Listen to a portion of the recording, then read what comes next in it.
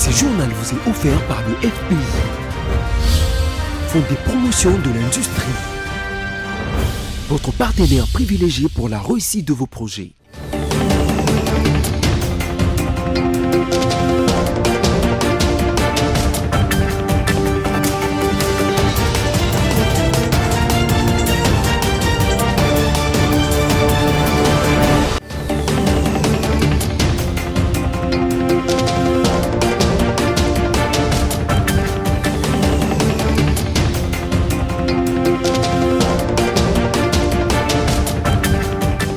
Nouvelle semaine, nouveau mois, nouveau journal sur votre chaîne. Bonsoir et merci de nous choisir pour vous informer. Tout de suite, le menu.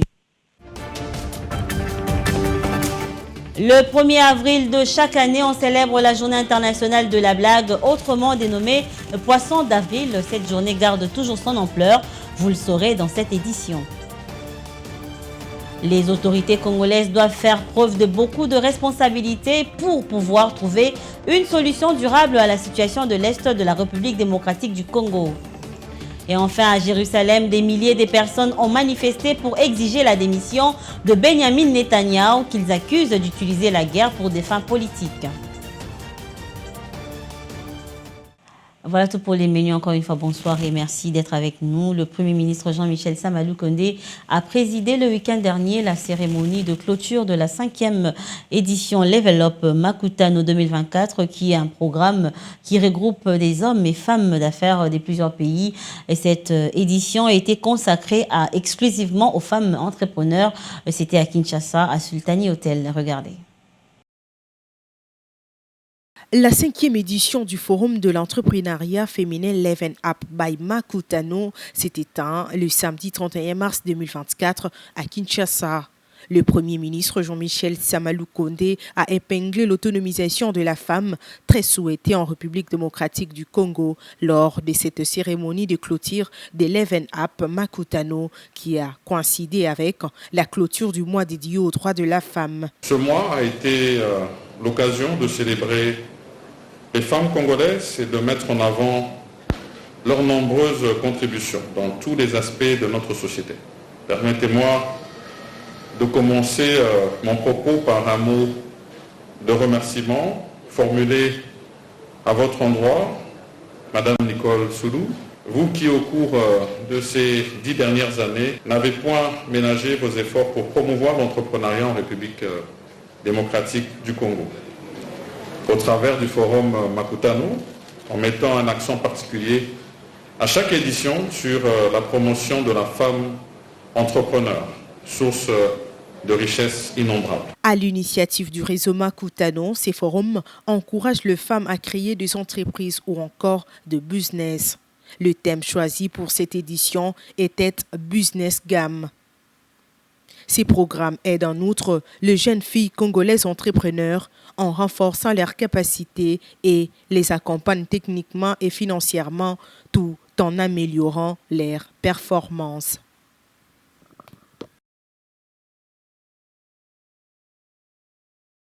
Je me disais en titre que lors de la messe de Pâques, le cardinal Ambongo a appelé les Congolaises et Congolais à plus de responsabilités dans l'objectif d'intervenir à la situation qui prévaut dans l'Est de la RDC. Et pour le chef de l'Église catholique, les autorités sont beaucoup plus préoccupées par d'autres choses. Jeannette Fika revient dessus. Dans son message à la messe de Pâques, le cardinal Fridolin Ambongo a parlé de la situation sécuritaire dans la partie est de la République démocratique du Congo. Le cardinal Ambongo a dénoncé cependant l'insouciance des autorités compétentes face à la dite situation. Car selon lui, la République démocratique du Congo est dans cet état parce qu'elle ne possède pas d'une armée capable de défendre son intégrité. Sur ce, Fridolin Ambongo a appelé le peuple congolais à prendre conscience pour changer la situation dans son pays qui ne cesse de se dégrader du jour au lendemain. Car la part de responsabilité des Congolais est également grande dans ce qui arrive au pays que la communauté internationale. Et puis devant 30 000 fidèles en Italie et des millions d'autres fidèles à travers le monde, le pape François a présidé dimanche 31 mars en Mondovisio la messe de Pâques avant de donner sa bénédiction d'Urbi et Orbi depuis le Rome. Roger Matadi nous en dit plus. Lors de son message de Pâques au Vatican, le pape François a renouvelé son appel à la libération des otages israéliens et à un cessez-le-feu immédiat à Gaza. Le souverain pontife a également évoqué plus d'une dizaine de conflits à travers le monde, appelant à ne pas céder à la logique des armes.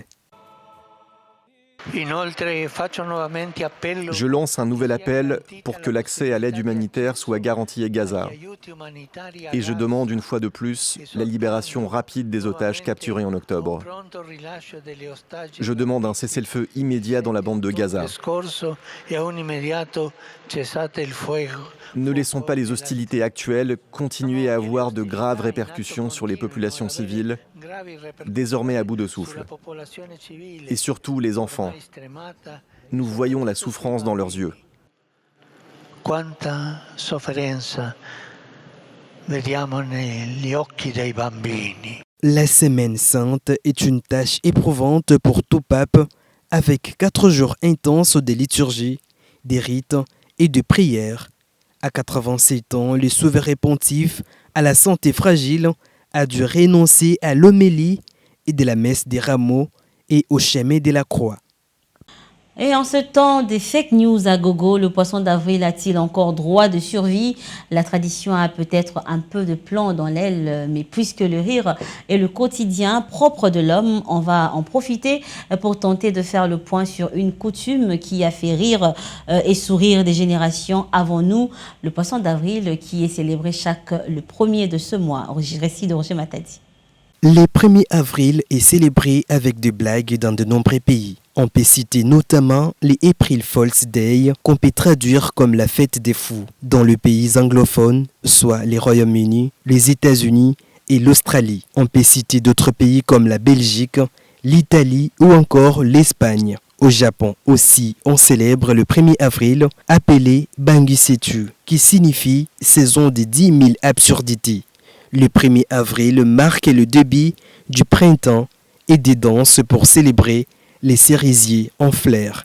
L'origine du poisson d'avril est plus disputée dans son dictionnaire des proverbes et des locutions proverbiales de la langue française paru en 1842.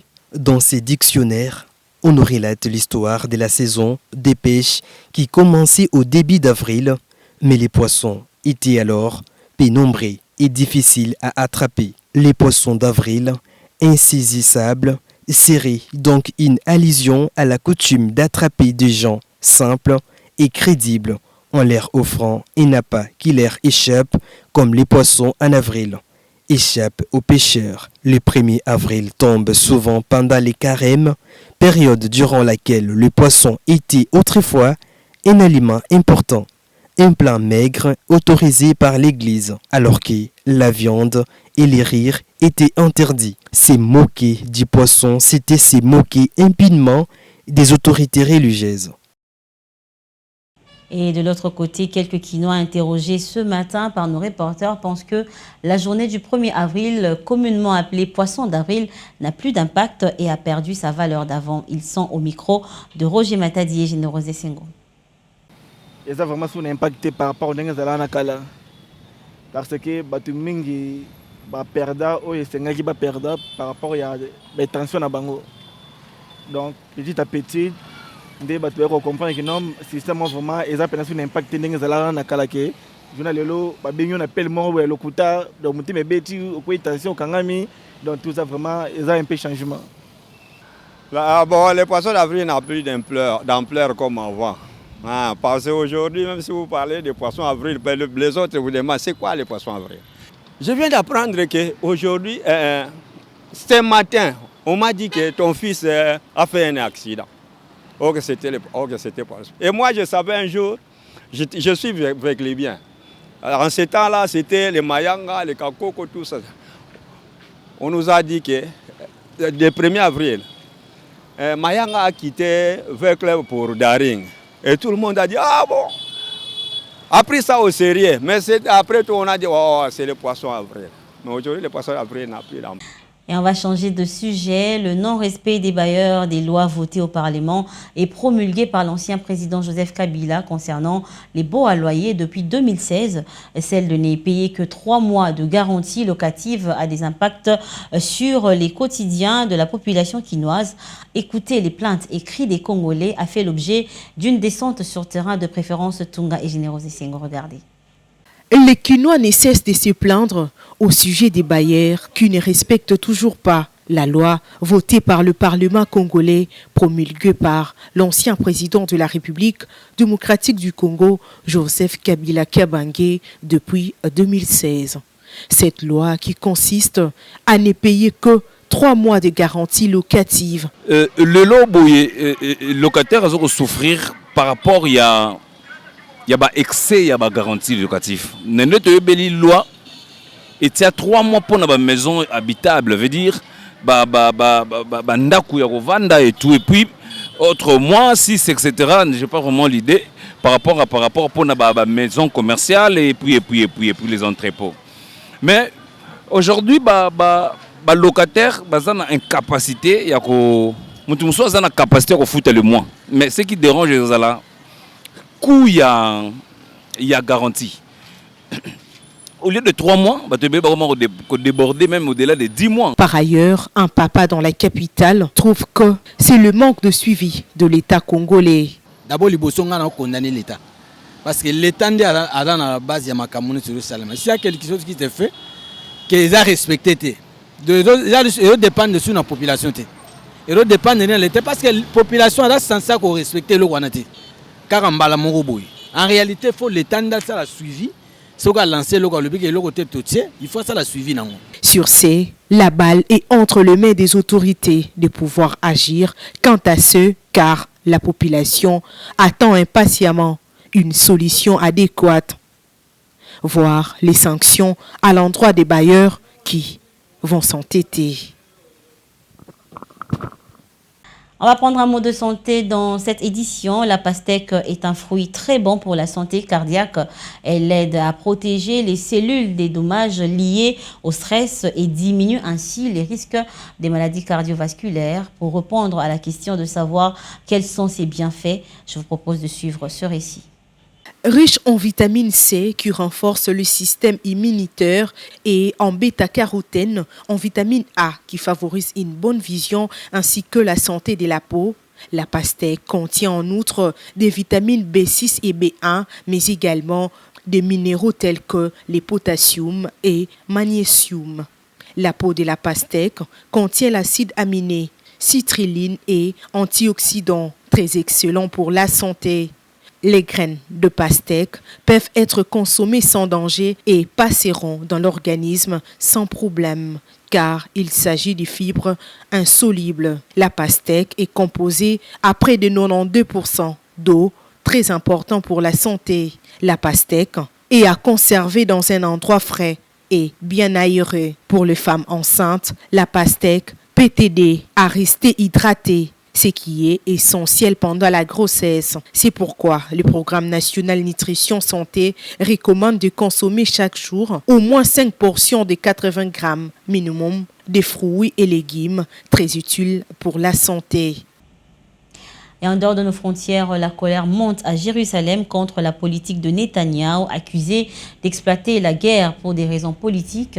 Des milliers de manifestants s'y sont rassemblés dimanche soir devant la Knesset, parlement israélien, bloquant comme ça la route en allumant des feux, malgré les efforts des forces de l'ordre pour les déloger à coups de canon à eau. Certains campaient sur place. Reportage de nos confrères de France 24. Aux abords de la Knesset à Jérusalem, la tension est montée d'un cran dans la soirée de dimanche. Des manifestants, par centaines, ont bloqué cette route en allumant des feux, symbole de leur colère envers le gouvernement d'extrême droite. À coups de canon à eau et au milieu des heurts, des protestataires sont délogés sans ménagement par les forces de l'ordre. Toute la journée, les cris de détresse et de colère de la foule ont résonné dans les rues de Jérusalem avec un seul mot d'ordre, la démission de Benyamin Netanyahou et le retour des otages. C'est mon pays, je suis née ici. Mon pays a été détruit par notre Premier ministre. Des gens sont tués à Gaza, des Palestiniens sont tués. Je suis contre cette guerre, je suis contre ces pertes humaines de tous les côtés. Quand Netanyahou veut quelque chose, il sait comment l'obtenir. Le fait qu'il n'y ait toujours pas d'accord sur les otages signifie qu'il n'en veut pas encore. C'est parce qu'il sait qu'un jour la guerre se terminera et que les otages seront de retour. Tous les gens ici et bien d'autres iront lui demander, ainsi qu'à son mauvais gouvernement, de démissionner. Un Premier ministre sous pression, en pleine négociation avec le mouvement islamiste dans la bande de Gaza, et alors que le conflit s'enlise depuis 6 mois. Conscient de sa grande impopularité au sein de la population israélienne, Benyamin Netanyahou a pris la parole dans la foulée pour tenter de rassurer les citoyens, en particulier les proches d'otages aux mains du Hamas. Les appels à la tenue d'élections immédiates, en pleine guerre, juste avant la victoire, paralyseraient Israël pendant au moins 6 mois, voire 8 mois. Cela paralyserait les négociations pour la libération de nos otages et mettrait frein à la guerre, avant que l'on ait atteint nos objectifs. Et le premier bénéficiaire serait le Hamas.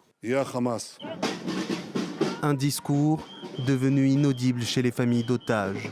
Les manifestants ont d'ores et déjà annoncé qu'ils descendraient dans la rue tous les prochains soirs avec les mêmes revendications. Avant de boucler ce journal, on va prendre cette triste nouvelle. Le monde de médias est en deuil. Le journaliste Blaise Manzanza est décédé le dimanche 31 mars dans un accident de circulation. Blaise est un ancien journaliste en langue à la chaîne de télévision Télé 50 et actuel à Eudic TV. Il a laissé derrière lui une veuve et les enfants. En entendant les programmes des obsèques, le professeur Yvan Ramazani et tout le personnel de BC Télévision présentent les condoléances les plus attristées à sa famille biologique. Fin de ce journal, mais avant tout, prenons d'abord le rappel des menus. Le 1er avril de chaque année, on célèbre la journée internationale de la blague, autrement dénommée Poisson d'avril. Cette journée garde toujours son ampleur. Vous avez suivi les réactions dans ce journal.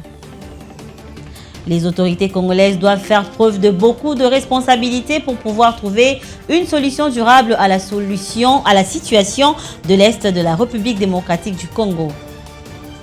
Et enfin, à Jérusalem, des milliers de personnes ont manifesté pour exiger la démission de Benyamin Netanyahou, qu'ils accusent d'utiliser la guerre pour des fins politiques. Merci à vous d'avoir suivi ce journal sur nos antennes. Au revoir et à la prochaine.